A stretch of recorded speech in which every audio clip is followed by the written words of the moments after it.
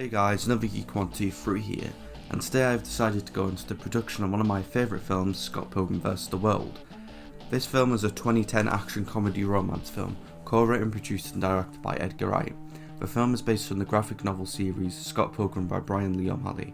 It stars Michael Cera as Scott Pilgrim, a slacky musician who wants to win a competition to get a record deal, while battling 7 evil exes of his newest girlfriend Ramona Flowers, played by Mary Elizabeth Winstead. It also stars Chris Evans, Brandon Routh and Mae Whitman. Anyways, let's get into the development.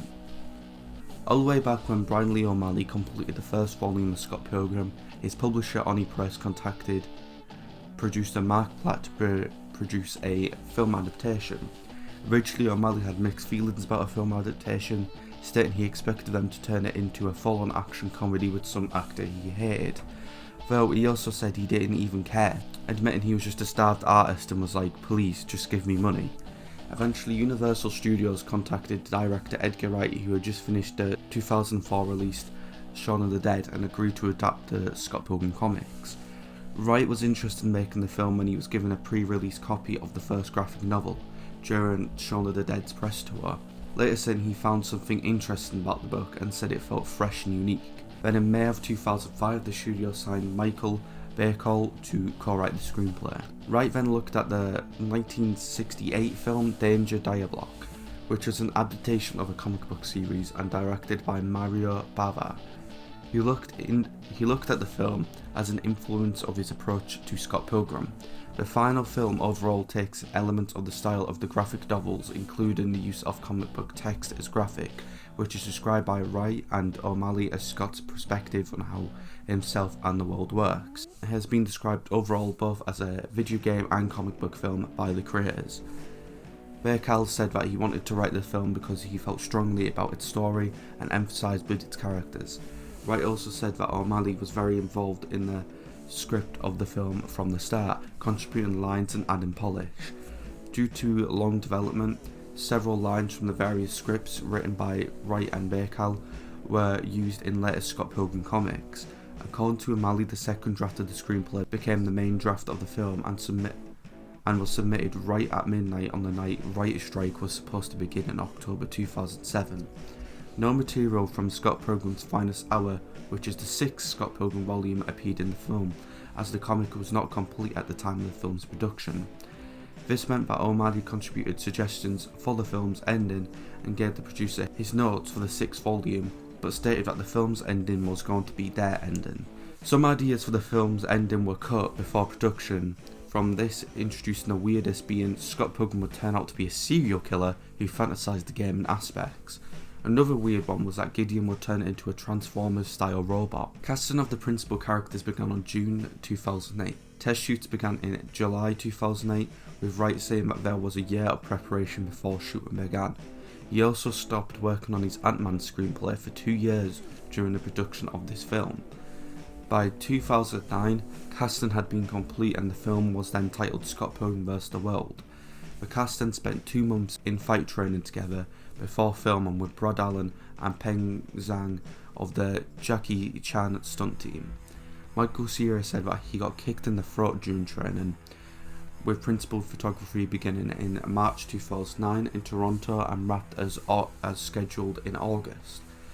In the film's original ending, written before the release of the final Scott Pilgrim book, Scott got back with knives. O'Malley objected to this ending because he felt it would change Knight's character. O'Malley then helped write the new ending, and Wright then phoned Knight's actress Ellen Wong before doing this, thinking it might have disappointed her, but he actually found out she liked the idea of the change. The final ending was shot 3 months before the film was released, with Wright saying it's the preferred ending. O'Malley then recorded his commentary track of the film on August 14, 2010, one day after the film's release. Now onto the setting. One of the producers, Miles Dale, said that the film is the biggest movie ever to be set in Toronto. The film features Toronto locations such as Casa Loma, St. Michael's College School, Sonic Boom, no, not that one, this one, the Toronto Public Library, a Second Cup, a Pizza, Lee's Palace and Artscape, Weech Barnes. The producer planned to set the film in Toronto because, in Dale's words, the books are super specific in their local details, and director Wright wanted to use the imagery from the books, so Universal Studios had no plans to alter the setting. Wright, who lived in the city for a year before making the film, said as a British filmmaker making his first film outside the UK, he wouldn't want anyone to give him demerits for getting the location wrong. Wright has also said that the first thing he did when he arrived in Toronto was get a tour off O'Malley, saying that it was giving him a touchdown of the real locations that made everything feel right. The production was also allowed to film in Second Cup and Pizza locations, with Wright saying that using them instead of Starbucks just felt right because it means something to a Canadian audiences, and people in an international audience just think that they made Pizza up themselves, which made it sound like a cute movie brand. Wright has said that he has took pride in being able to record in the original Lee's Palace mural before it was taken down. The Casa Luma is a set that has served as a movie set in many productions, and so that it was appearing as itself in the movie was described as very trippy as well. Moving on to the casting took place between 2008 and 2010. Cera was cast in March 2008 and Mary Elizabeth Winstead was cast in May 2008. By the end of 2008, Whitman, Wong and Kendrick were cast. In January 2009, Ruth Evans and Larson all announced to be in the cast together, with Weber, Pill, Simmons and more added to the cast at similar times. The extras of the film were cast in Toronto on February 2009. Wright felt confident with the casting in the film, saying that, like with Hot Fuzz, when they had great people in every single tiny part, it's the same with this.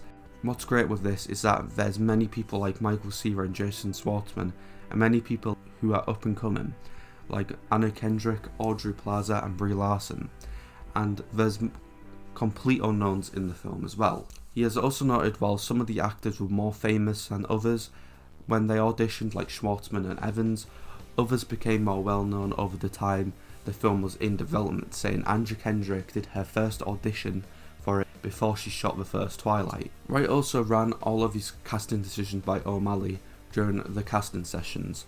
O'Malley was not in the room but was shown all of the tapes. Wright has also said that he planned on casting Cera while he was writing Hot Fuzz after watching many episodes of Arrested Development, also saying that he needed an actor that audiences will still follow even when the character is being a bit of an arse. Cera was equally excited to work with Wright as well because he was a big fan of his work. Cera then committed to working out for fight scenes for a year in preparation, earning him the on-set nickname Push-Up King because of how muscular he became. Cera also thought that Mary Elizabeth Winstead would be a good choice for Ramona Flowers, with Wright even admitting he was thinking of her as the part 2 years before filming because she was a very sunny disputation of a person. So it was interesting to get her to play a version of herself that was broken inside. She's great in the film because she causes a lot of chaos but remains supernaturally grounded. It has also been explained by Wright and Winstead that she had been the first choice to play the role as well, after he saw her in the film Death Proof, because she had big eyes that reflected the graphic novel. Wright has also said in the past that Universal had suggested Seth Rogen for the role of Scott, as his recent film Knocked Up had been successful, but Wright could not have seen anyone but Cera play the role. Ella Wong at the time, as known as a little-known Toronto actress, auditioned for the part of Nice Chow 3 times. On a second audition, Wright learned about Wong having the green belt in Taekwondo, and says he found himself intrigued by this sweet-faced young lady being a secret badass. Wong has also said that she did not expect to be cast or even be considered for the role because she was Asian, while Chris Evans said that he was approached by Wright about the role in the film and felt like it was a no-brainer because he is a fan of the director. Wright says that the one thing he is particularly happy with in the film, unlike many comedies, including his own, has a lot of funny women in the film, recalling a particular scene he dubbed the Funny Lady Relay Race, because it starts with Anna Kendrick, then switches to Aubrey Plaza, then it switches to Mary Elizabeth Winstead, then switches to Brie Larson, and it just has Michael Cera being attacked from all sides from all the different women in the film. Moving on to music, O'Malley had written up playlists of each of the comics in the back of the books, introducing Wright to other Canadian bands during development. Building on this, Wright said that the production tried to find a real band for each of the fictional bands, because usually in films you Java one composer who does everything. Wright and Godrich met with scouted bands to write for the film for 2 years. Godrich scored the film, and it was his first film score. Weber, Pill and Simmons, as the members of Sex Bomb Bomb, all had to learn how to play their respective instruments and spent time rehearsing as a band with Cera, who already knew how to play bass before filming began. Some of the actors also sing in the film soundtrack. Beck wrote and composed the music played by Sex Bomb Bomb in the film as well. The songs took 2 days to write and record, with Beck saying that it needed to be underthought. They had to be funny, but also wanted them to sound raw, like demos. Brian LeBarton plays drums and bass for the band on the film's score and soundtrack. 2 unreleased songs can also be heard in the teaser trailer of the film. Metric, in the inspiration for the film's band, The Crash at Demon Head, contributed the song Black Sheep to the film by requested by Godrich. The clothing performance style of the Metric's lead singer Emily Haynes is also the basics of the lead singer of the fictional band Envy Adams. Brie Larson, who portrays the character, said that she had no idea her body could move that way when talking at the UK premiere about her stage performance of the song. Larson as Envy Adams provides the vocals of Black Sheep in the film, while the soundtrack features a version of the song with Haynes as a lead singer per the band's request. Larson is a professional singer and also has performed in some of the other movies. Metric had been performing the song in their concert since 2007, but had not released it before the film was made. Music from the Legend of Zelda video game series is used to pen the film, in sound effects and in dream sequence. To get permission to use the music, Edgar Wright sent a clip of the film and wrote a letter to Nintendo of America that described the music as like a nursery rhymes to our generation. There are other sound effects and clips from other video games used in the film as well. Moving on to visual effects, the film is described as having a look of manga and video game photography, with bright colours and graphics mixed into the live action world. Visual effects supervisor Fraser Churchill described the look as very tricky to achieve, calling the film style and appeal very high-tech images and very lo-fi feel. Churchill was interviewed by MTV in August 2010 about the effects in the film and noted that some of the work was more complex because of shooting ethic of Wright's. Churchill has also described the first fight scene between Scott and Matthew Patel as the most challenging. He says this was because of the technical elements involved, like the computer-generated Bollywood dance and requiring blue screen work. The scene also incorporates the video game scrolling background effect, which was filmed in a second unit over a day. The third fight in the film between Scott and Todd had to be adapted from the comic material more creatively, as Todd's superpowers are shown by print by rings, which was handled by the VFX team. Churchill explained that they took inspiration from the old RKO Pictures logo of a transmitting tower. To imitate this, they made the rings feel uneven and even these abbreviations with colour bursts. In the fight, Scott also gets punched through several walls, which was achieved with camera setups. The movement away from Todd is shown from tight and wide angle shots, with Cera as Scott being pulled on a rig in the room. The disappearing superpower for the character Roxy in the film was achieved by blue screen, with actress Whitman being digital erased, but there was white smoke and flashbulbs used on set to mark their appearances. Black smoke was added digitally, while lens flares were done manually by flashing different lights at the camera for a day to create material. For the climax fight against Gideon, a pyramid tower resembling one of the Super Mario Bros. Was filmed on for a week, with Churchill saying it often got hot due to the light effects being used, including the flashbulbs and red lights to represent fire on Scott's sword. The scene also used blue screen and many stunt performers. Oscar Wright storyboarded the entire sequence except for Gideon's glitching at the end, which Edgar Wright thought of during the editing and was created entirely in post-production. He also noted that the Pyramid Tower fight scene was the slowest piece he had ever filmed. Moving on to the title sequence, which yes, deserves its own separate slot. The opening sequence was designed by Richard Kenworth and was inspired by drawn-on-film animation. The sequence also begins with an 8-bit version of the Universal title Slater music, which was designed by Oscar Wright. Oscar says it was an early decision in production and that he treated it like some crappy low-res, low frame rate FMV you might find at the start of some of those games. Creating it also involved separating the letters of Universal and making them appear pixelated using matching spinning globe graphic by the film animator's Voodoo Dog and reducing the frame rate to 4 seconds. Edgar got the idea to have the title sequence from Quentin Tarantino after screening an early cut of the film for him. Tarantino told him that the film needed a title sequence at the start of the film to let people style in and hint more about what we are going to see. The original sequence had the film's title shown over the long living room band shot that comes before the sequence, with Edgar Wright saying that was one of the first scenes to be storyboarded, with the cast credits at the end of the film. After an early mock-up of the title sequence, the film approached Richard to create it, as the film's graphic artists were too occupied with the other effects in the film at this point being in production. Richard was also even given a selection of references from Edgar Wright, who described the brief as a 2001 meets Sesame Street, and showed them the title sequence of Thruster, Pussycat Kill Kill, which used drawn-on optical tracks. As with traditional drawn-on film animation, Richard traced and painted the images. Wright provided musical references as well, saying that they wanted to visualise the music and have every graphic symbol image in time with the music. Finally, let's move on to the Easter eggs of the film.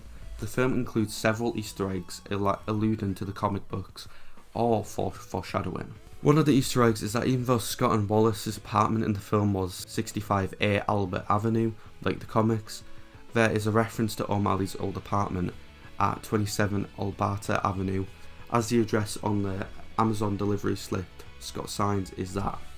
The blinking L on a sign on Manning Avenue was also there to warn as a fight is about to happen. The plum tree shirt Scott wears is also a reference back to the band which originated this character's name. That was also an Easter egg Edgar Wright always wanted in the film. Other shirts Scott wears include one of the Smashing Pumpkins, a band sharing his initials, and one that references the Fantastic Four, which he wears after defeating Lucas, played by Chris Evans, who played the Human Torch.